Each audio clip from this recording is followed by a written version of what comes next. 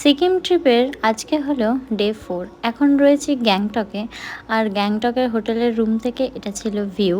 তো সকাল সকাল রেডি হয়ে গেছি। আর আজকে আমরা গ্যাংটক থেকে যাব হচ্ছে লাচুং, মানে নর্থ সিকিম। আর পাহাড়ের ওয়েদার নিয়ে তো কিছু বলার নেই, কারণ এখনই রোদ উঠছে, তা একটু পরেই আবার বৃষ্টি নামিয়ে দিচ্ছে। বিশেষ করে এখন তো ওখানে মনসুন সিজন, যদিও বা শুরু হয়নি সেভাবে, কিন্তু ওই যে আমি খুব জলদিই আসছি, তো সেটারই আভাস পাওয়া যাচ্ছে আর কি। তো যাই হোক, চলে এসেছি এখন ব্রেকফাস্ট করতে। আর ব্রেকফাস্ট করতে এসেই জানতে পারছি আমাদের নর্থ সিকিম যাওয়ার জন্য পারমিটের ইস্যু হচ্ছে, তো কোনো অল্টারনেটিভ প্ল্যান দেখে রাখতে। আর এটা শুনে হয়ে গেছিলো আমার মাথা পুরোই গরম। তাই আমরা গ্যাংটক থেকে আজ যাচ্ছি হচ্ছে নর্থ সিকিম, কিন্তু আমাদের পারমিটের ইস্যু হচ্ছে, জানি না কি হবে, দেখা যাক। কিছু বলার আছে?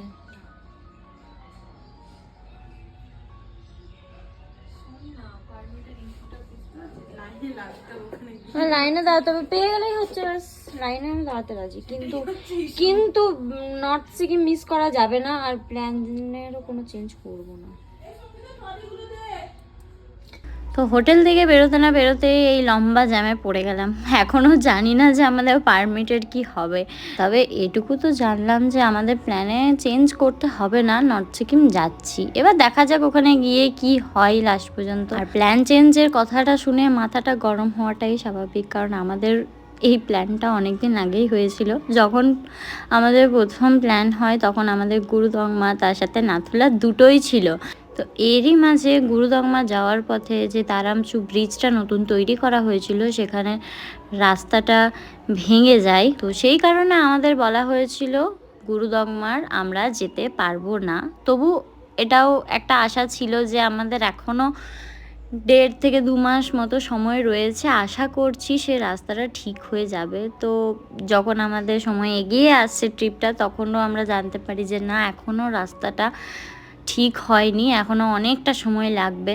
তো সেই একটা তো খারাপ লাগা ছিল যে আসছি তবু যেতে পারছি না। তারপর আবার আমাদের এই ট্রিপটা 1 মাস পিছিয়ে যায়, মানে এপ্রিল থেকে মে মাস হয়ে যায়। তো সেটাই মেনে নিয়েছিলাম, কারণ প্রকৃতির কাছে আমরা সবাই হার মানা। তো আবার নতুন করে আইটিনারি বানানো হয়, কিন্তু তখনও এটা আমরা লক্ষ্য করিনি যে নাথুলাটা আমাদের সোমবার পড়েছে, আর সোমবার তো নাথুলা বন্ধ থাকে। তো সমস্ত টিকিট কনফার্ম হয়ে যাওয়ার পর যখন আমরা এটা জানতে পারি, তখন তো আরও মনটা খারাপ হয়েছিল।